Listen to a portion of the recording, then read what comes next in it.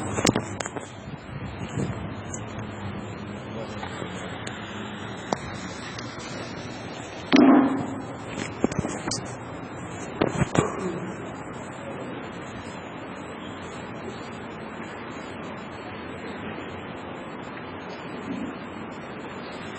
الحمد لله نحمده ونستعينه ونستغفره ونؤمن به ونتوكل عليه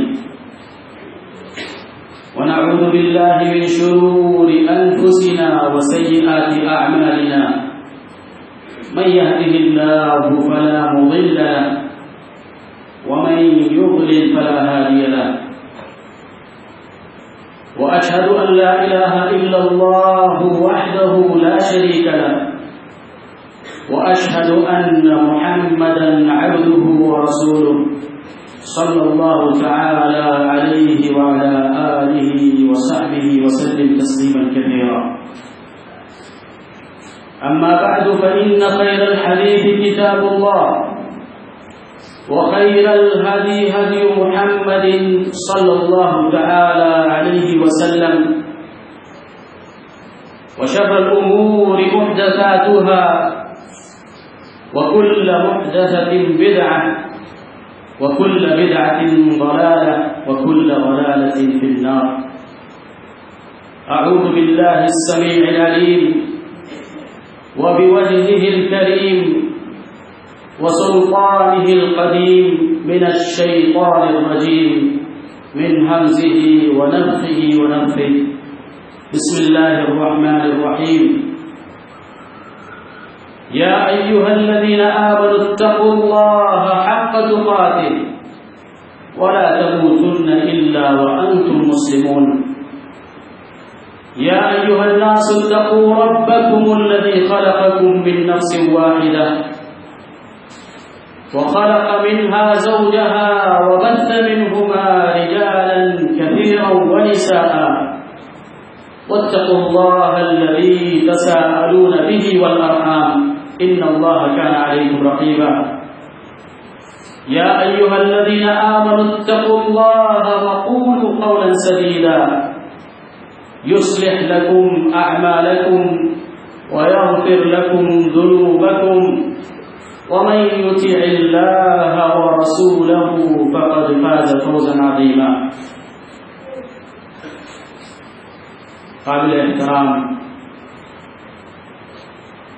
جماعت المسلمین محصلہ کے ذمہ داران، علماء دین، بزرگان ملت،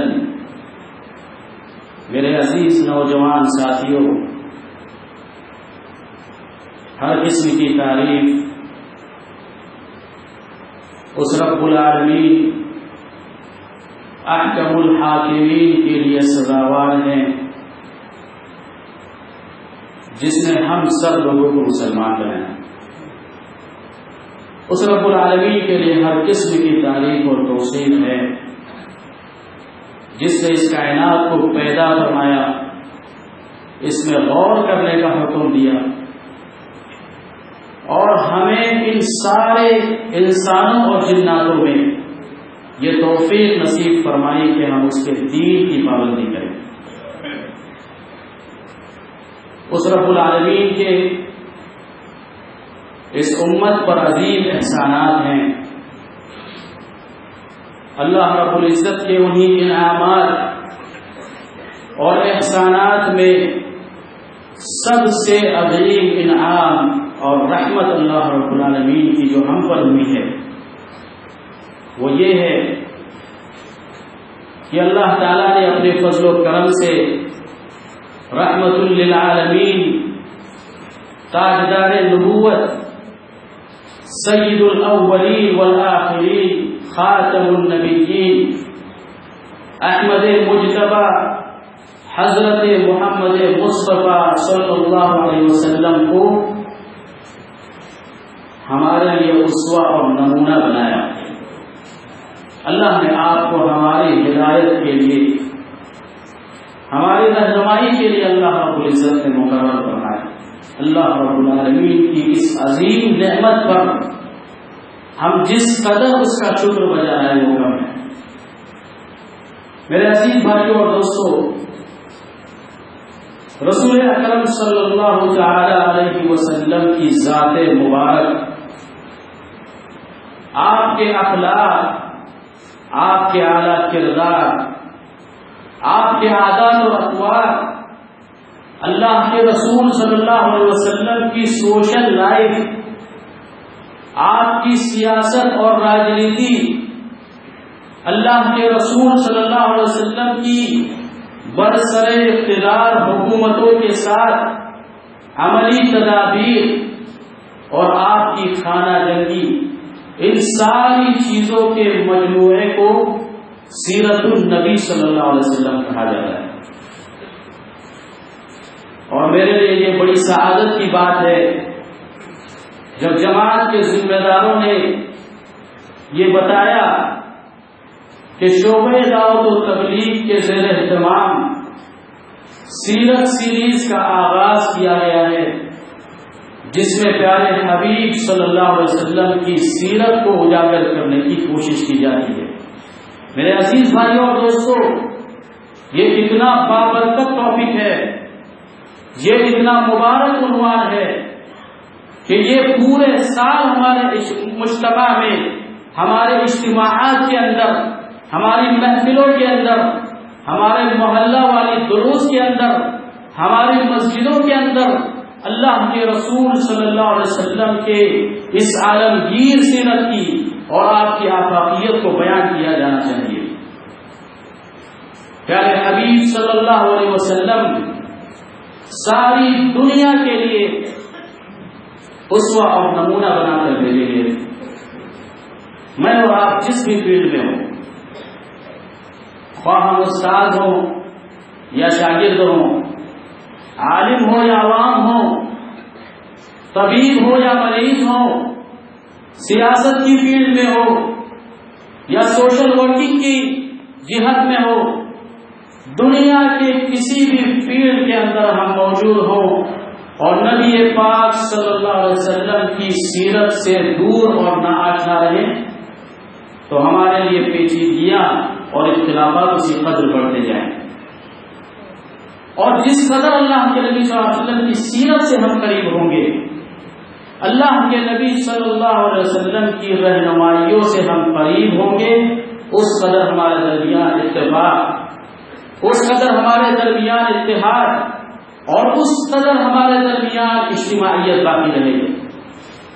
آج یورپ حیران ہے، رسول اکرم صلی اللہ علیہ وسلم کی بایوگرافی اور آپ کی سیرت کو لے کر یورپ حیران ہے کہ کیسے ممکن ہوا اس ایک شخص کے لیے کہ ایک چھوٹی سی بستی سے چند نوجوان کی مدد سے ایک مختصر سی مدت کے اندر پوری دنیا پر حاوی ہو گئے۔ یہ کیسے ممکن ہوا کہ ہجرت کے بعد محمد عربی صلی اللہ علیہ وسلم نے جب اپنے قدم مبارک مدینہ منورہ کی سرزمین پر رکھے تو 65% سے زیادہ 65% سے زیادہ کفار موجود تھے۔ میجورٹی کے اندر کفار تھے، اور کفار میں بھی وہ سخت ترین کافر جن کے بارے میں قرآن کریم نے کہا لَتَجِدَنَّ أَشَدَّ النَّاسِ عَدَاوَةً لِلَّذِينَ آمَنُوا الْيَهُودَ، کہ مسلمانوں کے سب سے بدترین دشمن اگر کسی کو تم پاؤ گے تو وہ یہودیوں کی جماعت ہے۔ ایسی میجورٹی کے اندر اور ایسی طاقت کے اندر جو پورے عرب کو گور کرتے تھے، جن کی اسلحوں اور جن کی قوت کا تذکرہ پورے عالم کے اندر موجود تھا، یہ کیسے ممکن ہو گیا کہ ایک شخصیت نے وہ کون سے اخلاق پیش کیے، وہ کون سی سیاسی تدابیر اپنائی، وہ کون سے نمونے پیش کیے، وہ کون سی چیزوں پر عمل کیا کہ 10 سال کی مختصر سی مدت کے اندر صرف مدینہ منورہ کی راجنیتی اور سیاست نہیں بلکہ پوری دنیا کی حکومتیں آپ کے قدموں کے تلے آ گئی۔ یہ اللہ کے رسول صلی اللہ علیہ وسلم کی سیرت کا بہت عظیم باب ہے۔ جب اللہ کے نبی صلی اللہ علیہ وسلم کی سیرت مبارکہ کو دبانے کی کوشش کی گئی، جب جب آپ کی سیرت مبارکہ کے ایٹریبیوٹس اور اس کی خصوصیات اور اس کے امتیازات کے ساتھ کھلواڑ کی کوشش کی گئی، اللہ رب العزت نے اسی کھلواڑ کے اندر، اسی اینالائز کے اندر مسلمانوں کے لیے برکت رکھی۔ بار بار آپ قصہ سنتے ہیں یورپ کے ان 33 اسکالروں کا جنہوں نے اللہ کے رسول صلی اللہ علیہ وسلم کی سیرت کا، آپ کی حدیثوں کا کریٹیکل اینالائز کیا۔ ارون جان بینسری کی سپروائزنگ میں 33 جید علماء کرسچن اسکالرز کی ٹیم بنائی گئی کہ محمد عربی صلی اللہ علیہ وسلم کی سیرت کو پڑھا جائے اور اس میں جو اختلافات ہیں، اس میں جو کانٹرڈکشنز ہے، حدیثوں میں جو آپسی اختلاف ہے، اس کو امت کے سامنے لایا جائے۔ میرے عزیز بھائی اور دوستو، 33 علماء کی کرسچن اس ٹیم نے جو نتیجہ امت کو دیا اور جس نتیجے پر وہ پہنچے، وہ انتہائی حیرت انگیز اور انکشاف انگیز ہے۔ المعجم المفہرس لالفاظ الحدیث النبوی کی صورت میں 18 والیوم کے اندر انہوں نے امت کو ایسی کتاب دی جو علماء امت بھی تیار نہیں کر سکتے تھے۔ حدیث کے ایبریویشن اور کوڈ پر انہوں نے اتنا بڑا مواد امت کو فراہم کیا کہ عقل حیران رہ جاتی ہے۔ میرے عزیز بھائی اور دوستو، اللہ کے رسول صلی اللہ علیہ وسلم کی سیرت مبارکہ انتہائی عجیب چیز ہے۔ اللہ کے رسول صلی اللہ علیہ وسلم کی سیرت مبارکہ اس امت کا اہم ترین سرمایہ ہے، اس امت کا اہم ترین ایسٹ ہے۔ جس قدر ہم اللہ کے نبی کی سنت کے قریب ہوں گے، جس قدر ہم آپ کی سیرت مبارکہ کے قریب ہوں گے، اس قدر ہمارے لیے رہنمائیاں ہوں گی، اور جس قدر ہم اس سے دور ہوں گے، ہمارے لیے اسی قدر پیچیدگیاں بڑھتی جائے گی۔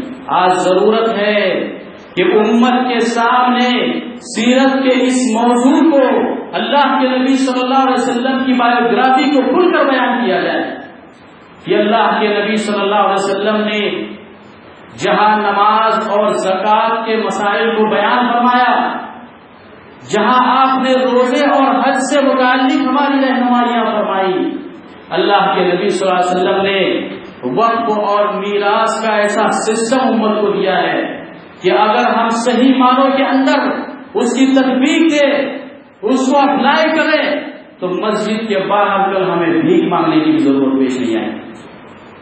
اللہ کے رسول صلی اللہ علیہ وسلم نے اس قدر سیاسی رہنمائیاں ہمارے لیے فرمائی ہیں۔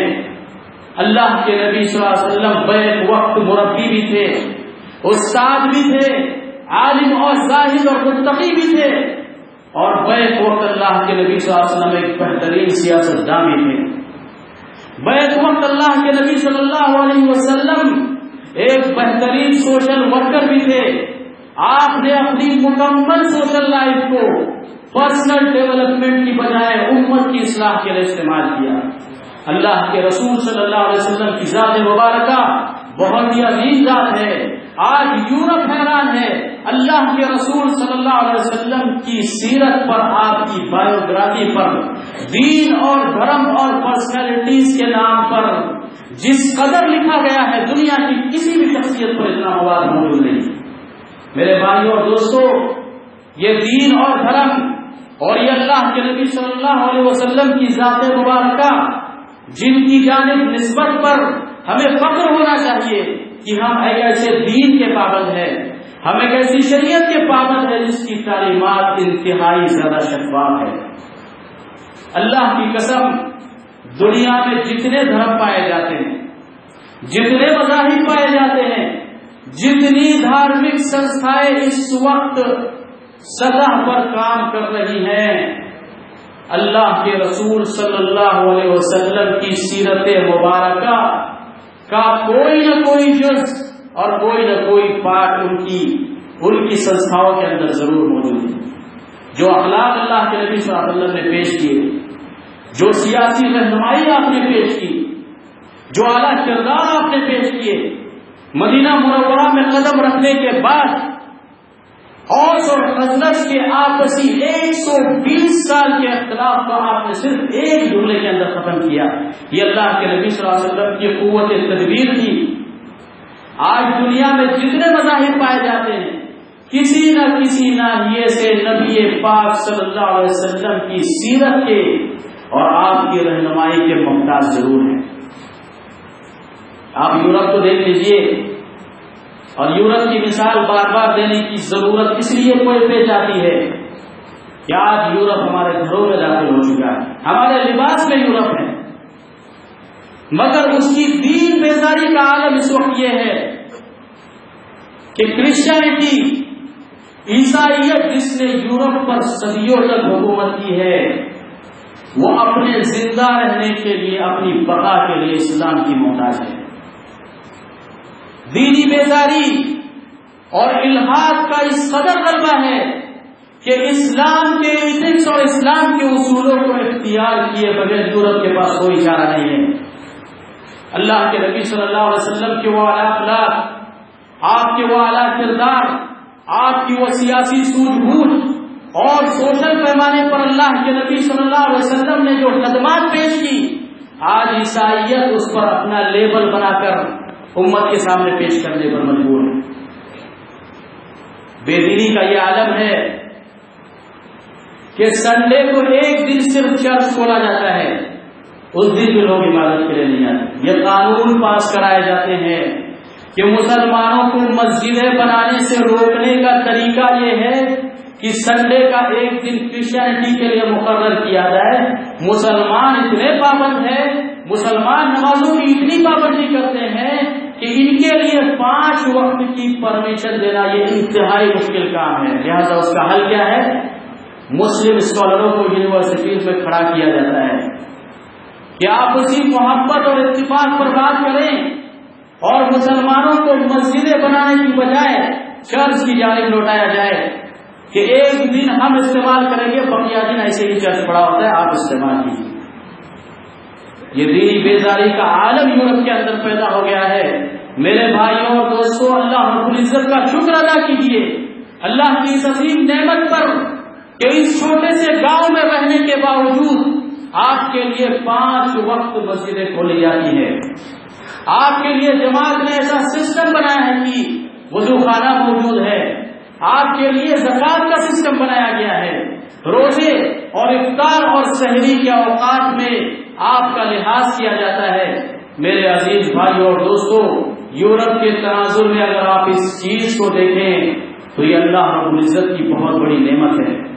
یہ اللہ رب العزت کا بہت بڑا احسان ہے کہ اللہ کے نبی صلی اللہ علیہ وسلم کی اس سیرت اور آپ کے اس اسلام کے ساتھ اللہ نے ہماری نسبت رکھی ہے جس کے اندر انتہائی زیادہ شفافیت موجود ہے، جس کے اصول انتہائی زیادہ جامع ہے، اور جس کی عالمگیریت اور جس کی آفاقیت پوری دنیا کو محیط ہے.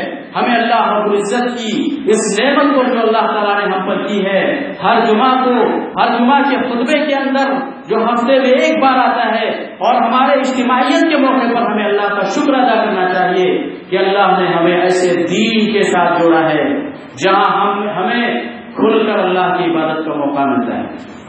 میرے عزیز بھائیوں اور دوستوں، جس دین کی جانب اور جس شخصیت کی جانب ہماری نسبت ہے وہ سراپا رحمت ہے.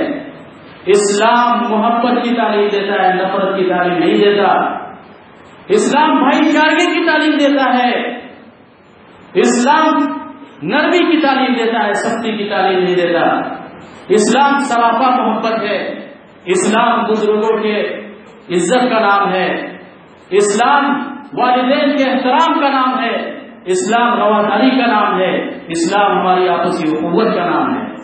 اللہ کے نبی صلی اللہ علیہ وسلم کی حدیثوں پر آپ غور کریں. جس وقت مدینہ منورہ میں اللہ کے نبی صلی اللہ علیہ وسلم کا داخلہ ہوا اور یہودیوں کے سارے وجود نے آپ کو گھیر لیا، اللہ کے نبی صلی اللہ علیہ وسلم کو وہ سیناریو اور وہ خصوصیت بیان کی گئی کہ مدینہ منورہ کی جغرافیکلی حالت کیا ہے اور کس طریقے سے یہودی طبقات مسلمانوں کو آپس میں لڑانے کی کوشش کرتے ہیں.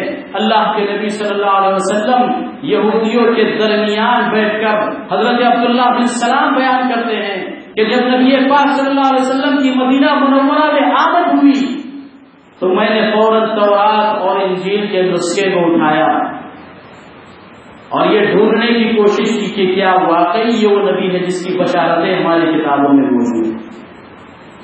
اس کتاب کو پڑھ کر جب میں نبی پاک صلی اللہ علیہ وسلم کی خدمت میں حاضر ہوا تو میں نے دیکھا کہ بہت سارے لوگ آپ کے اطراف میں گھرے ہوئے ہیں۔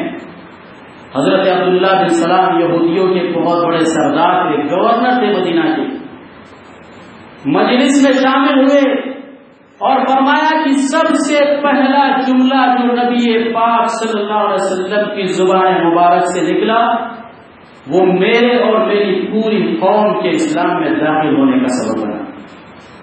یہ اللہ کے نبی صلی اللہ علیہ وسلم کی سیاسی سوجھ بوجھ تھی، یہ آپ کے اعلیٰ اخلاق تھے۔ ضرورت ہے کہ امت کے اندر ہم ان اخلاق کو پیدا کرنے کی کوشش کریں، امت کے ہر طبقے تک پہنچنے کی ضرورت ہے، امت کے ہر پہلو پر، سیرت کے ہر پہلو کو امت تک پہنچانے کی ضرورت ہے۔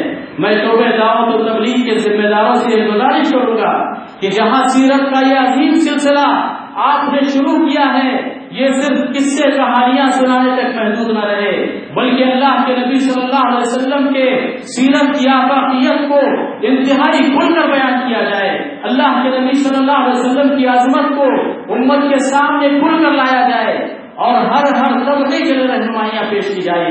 تاجروں کے لیے خصوصی میٹنگ لگائی جائے، گاؤں کے اندر 1500 سے زیادہ طلبہ موجود ہے، طلبہ کی تربیت اور اخلاق سے متعلق سیرت کے تناظر میں ان کی کاؤنسلنگ کی جائے۔ 200 سے زیادہ مدرسین موجود ہے، گاؤں میں بہترین ڈاکٹرز اور انجینئرز کی ٹیم موجود ہے، گاؤں کے اندر اجتماعیت کی فکر رکھنے والے افراد موجود ہیں۔ ہر طبقے پر محنت کی جائے اور ہر طبقے کے لیے خصوصی پروگرام رکھے جائیں۔ اللہ رب العزت ہم سارے حضرات کو سیرت سے قریب فرمائے۔ اللہ رب العالمین پیارے حبیب صلی اللہ علیہ وسلم کی سنتوں پر ہمیں گامزن رکھے۔ الہ العالمین اللہ کے نبی صلی اللہ علیہ وسلم کی سنتوں کے سانچے میں اپنی زندگی کو ڈھالنے کی ہم سب حضرات کو توفیق نصیب فرمائے۔ آمین۔ واقول قولی ھذا استغفر اللہ لی ولکم ولسائر المسلمین فاستغفروه انه هو الغفور الرحیم۔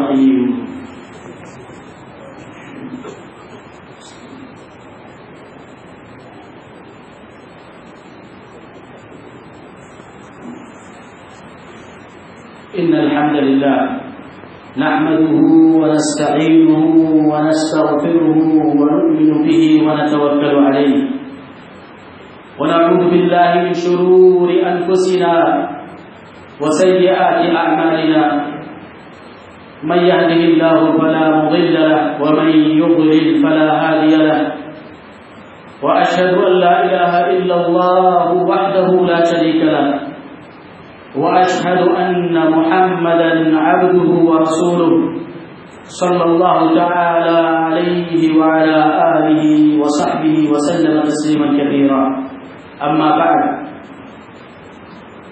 میرے عزیز بھائیوں اور دوستو، جمعہ کی مناسبت سے جناب محمد عربی صلی اللہ علیہ وسلم کی عظیم سنتوں میں سے ایک سنت یہ بھی ہے کہ خطیب جمعہ کے موقع پر عام انسانوں کی مغفرت کے لیے دعا کرے۔ حضرت سمرہ بن جندب رضی اللہ تعالیٰ عنہ کی روایت ہے، فرماتے ہیں کہ اللہ کے رسول صلی اللہ علیہ وسلم ہر جمعہ کے خطبے میں مومن مرد اور مومن عورتوں کی مغفرت کے لیے دعا کیا کرے۔ اور علامہ شربینی رحمۃ اللہ علیہ نے ذکر فرمایا ہے فقہ شافعی کے حوالے سے کہ حضرت امام شافعی رحمہ اللہ کی فقہ میں جمعہ کی نماز کے اندر، جمعہ کے خطبے کے اندر مغفرت کی دعا کرنا یہ خطبے کا رکن ہے۔ اور علماء اہل حدیث کے حوالے سے ذکر فرمایا کہ علماء اہل حدیث کے نزدیک جمعہ کے دن دعا کرنا یہ واجبات میں سے ہے۔ میرے عزیز بھائی اور دوستو، اللہ کے نبی صلی اللہ علیہ وسلم کی مشہور حدیث ہے جس میں آپ نے فرمایا کہ اللہ رب العالمین نے جمعہ کے موقع پر ایک ایسی مبارک گھڑی رکھی ہے کہ اگر انسان کو وہ گھڑی اور وہ وقت مل جائے تو اللہ تعالیٰ دنیا اور آخرت کی ساری بھلائیاں اسے دے دے. اور علامہ ابن القیم رحمہ اللہ نے ذکر فرمایا ہے کہ نبی پاک صلی اللہ علیہ وسلم کی اس حدیث کا مطلب یہ ہے کہ جس وقت امام خطبہ دینے کے لیے ممبر پر چڑھے اس وقت سے سلام پھیرنے تک اور اس کے بعد عصر کی نماز سے مغرب کی اذان سے پہلے تک یہ وہ مبارک اوقات ہیں جس میں اس بات کی زیادہ امید کی جا سکتی ہے کہ اللہ تعالیٰ مسلمانوں کی مغفرت فرمائے. اسی ناحیے سے اللہ کے نبی صلی اللہ علیہ وسلم کی حدیث مبارک کے تناظر میں اپنے لیے اور آپ سبھی حضرات کے لیے اللہ رب العالمین سے دعا ہوں کہ اللہ تعالیٰ ہم سب کی مغفرت فرمائے. اس مبارک مقام پر جتنے افراد جمعہ کا خطبہ سننے کے لیے آئے ہیں اللہ تعالیٰ ان سب کی گناہوں سے درگزر فرمائے. اللہ رب العالمین سارے مسلمانوں کے اندر اتحاد اور اتفاق نصیب فرمائے. اللہ رب العالمین ہماری اجتماعیت کو برقرار رکھے. الہ العالمین ہم میں سے جو پریشان ہیں ان کی پریشانیوں کو دور فرمائے. الہ العالمین جو مقروض ہیں اپنے علم غیب سے ان کے قرض کا بندوبست نصیب فرمائے. جو لوگ بے اولاد ہیں اللہ تعالیٰ انہیں اولاد نصیب فرمائے. الہ العالمین جو لوگ قوم اور سماج کے لیے اخلاص کے ساتھ وقت دیتے ہیں اللہ تعالیٰ ان کے اوقات میں برکت نصیب فرمائے. جو لوگ قوم اور سماج کی خدمت کے لیے آگے بڑھتے ہیں اللہ تعالیٰ ان کے مال اور رزق اور ہر چیز میں برکت نصیب فرمائے. ربنا آتنا فی الدنیا حسنة وفی الآخرة حسنة وقنا عذاب النار. ربنا اغفر لنا ولإخواننا الذين سبقونا بالإيمان ولا تجعل في قلوبنا غلا للذين آمنوا ربنا إنك أنت الرؤوف الرحيم. ربنا ظلمنا أنفسنا وإن لم تغفر لنا وترحمنا لنكونن من الخاسرين. أعوذ بالله من الشيطان الرجيم.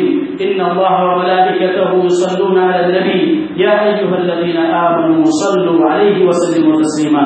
اللهم صل على محمد وعلى آل محمد كما صليت على إبراهيم وعلى آل إبراهيم إنك حميد مجيد. وبارك اللهم على محمد وعلى آل محمد كما باركت على إبراهيم وعلى آل إبراهيم إنك حميد مجيد. عباد الله رحمني ورحمكم الله إن الله يأمر بالعدل والإحسان وإيتاء ذي القربى وينهى عن الفحشاء والمنكر والبغي يعظكم لعلكم تذكرون. اذكروا الله يذكركم ولذكر الله أولى وأجل وأتم وأكبر.